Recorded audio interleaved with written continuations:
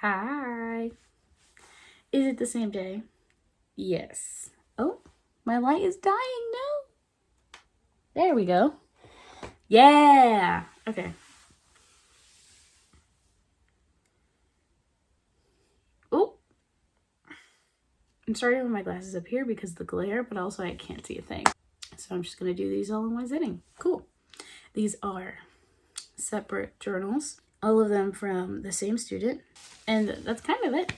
This student is also very talented when it comes to writing. This is the main student that's been like, please read these, and I'm like, I don't have time, I'm so sorry, and now I do. So to my lovely child, here I am. So this first one is called Accomplice.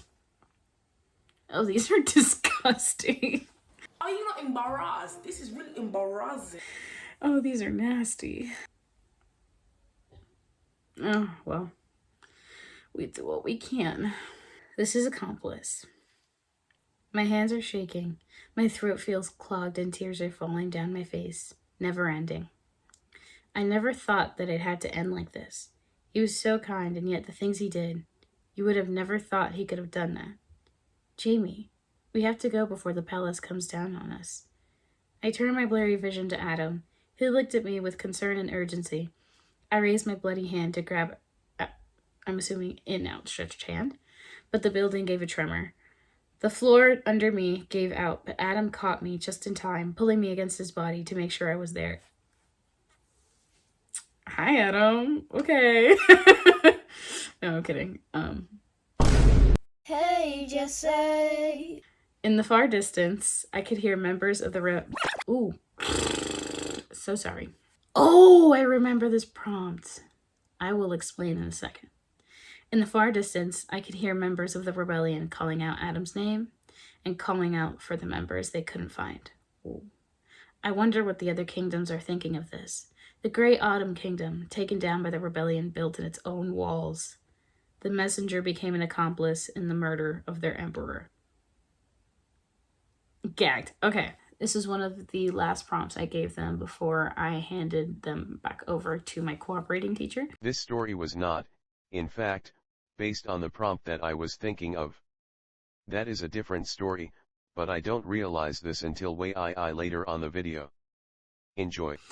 And it was based on a dream that I had. Like the first lucid dream that I remember, and it was from 8th grade, and I remember it like it was yesterday. Swear to God, I can still see it, unfortunately. It was really gory, and it was definitely a nightmare. It was not a dream. Basically, in this dream, there's 3 characters. There's me, and then there's my right-hand man, who was 14, and I was 13, and his younger sister, Lupita, is 12. And we're all, well, like leading the rebellion, but they're like my ride or dies, right? So we're meeting with our rebellion people, and I'm like, all right, guys, here's the plan, blah, blah, blah. We're going to execute it tomorrow morning, so get your sleep, like get your rest as much as you can, like blah, blah, blah. So the dream follows Lupita. She goes to bed. Mind you, she's going to sleep in my childhood bedroom, like in real life, but it's like her room. And she's asleep. And I'm gonna find, now I can like find a picture, maybe insert it. This is a projector, right? Imagine it's a drone and it can fly. There's a hole at the bottom of this projector and it can open up, and the freaking claw from Coraline, like the other mother's hand, that's what comes out. It hovers over Lupita with the little claw hand, and this part gets really graphic. So time skip to whenever if you don't want to mess with that. But it like pulls her organs, and like her heart rolls off of the bed, and my brain kept repeating that in the dream. It just kept and like her organs, her intestines were like everywhere. But yeah, so graphic is over. Oh, well, no, it's not. Next day, somehow we find out about this in the newspaper and not like by going to check on Lupita, which was weird, but it's a dream. Her brother, my right-hand man, he like looks over my shoulder, sees the newspaper, sees his sister's dead, and he like right next to me. Like I get splattered basically. And he just drops and then I'm standing there. And then the dream camera like pans like drone style. It's crazy. It pans out to like this red carpet and then like this table where government officials are, but you don't see the government officials because it's like, ooh, like mysterious.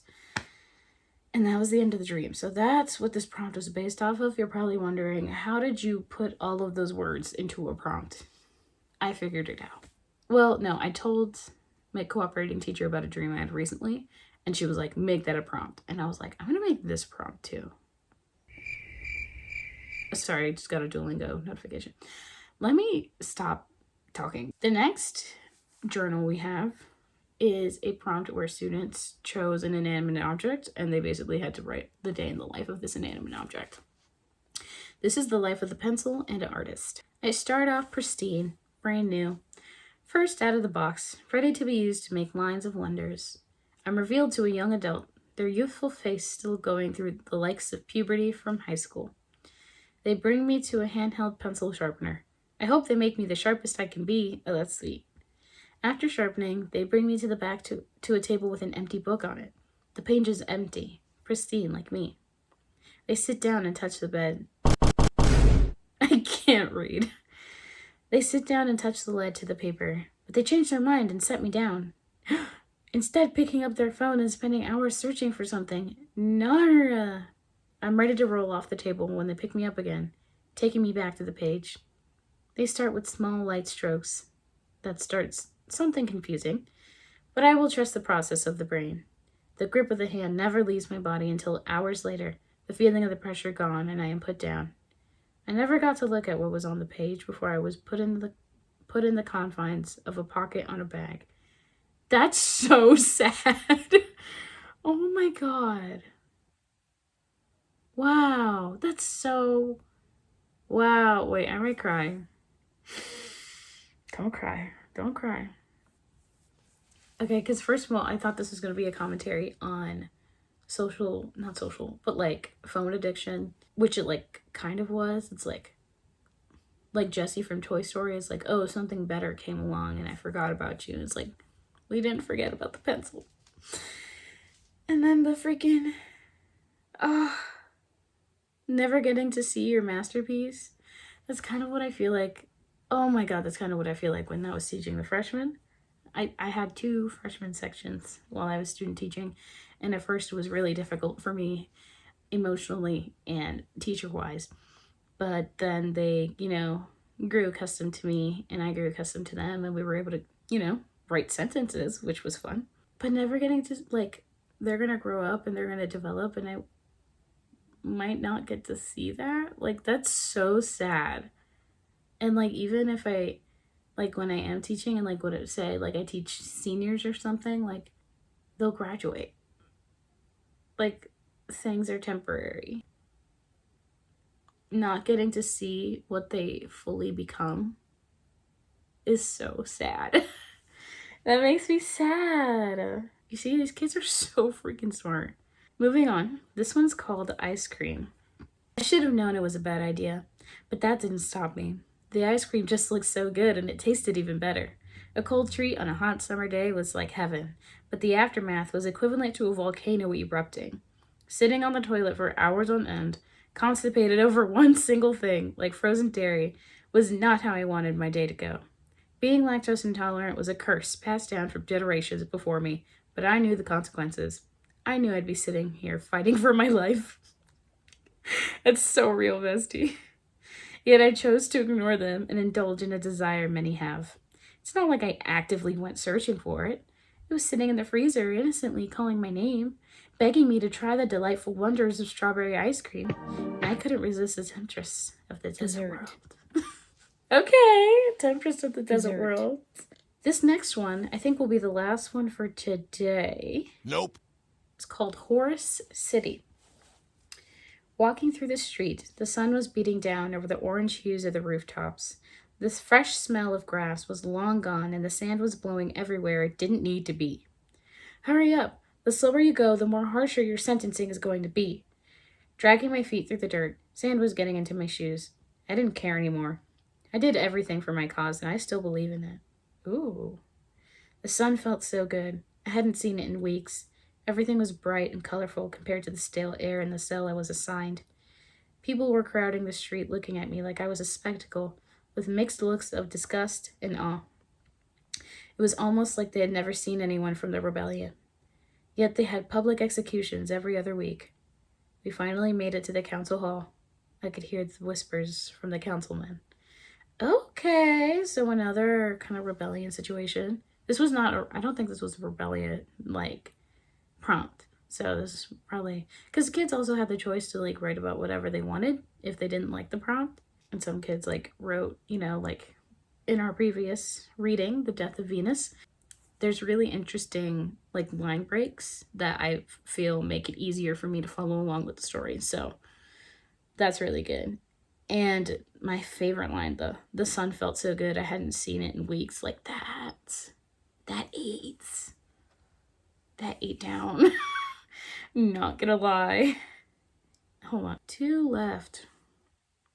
I think you can squeeze them in. And they're short, so we'll be fine. Maybe. Oh, sorry. My light was like, girl, hurry up. So this next one is called The Fruit. And fruit is in quotation marks. At the top of a mountain, an ancient tree bore a single bright red fruit. Once a year, the village of the valley sends one young soul to retrieve and bring back the fruit. However, what they do not tell the young soul is what awaits them on their journey. A multitude of monsters waiting to have their breakfast. Like, that's such a good line, bro. Monsters waiting to have their breakfast. Like, instead of being like hungry monsters, like that. Bro, it sounded so good. Anyway, I'm proud of my kids. Okay. Some make it back in one piece. Some make it back with a limb or two missing. And some don't make it back. Never with the fruit. Oh, so they make it, so the ones that even do make it back don't come back with the fruit. Oh, T. But this story is about one particular individual who accomplishes the unexpected. Many of the elders in the valley would not have expected them to bring back the fruit. Some of them even hoping that this child would not come back from the quest. What?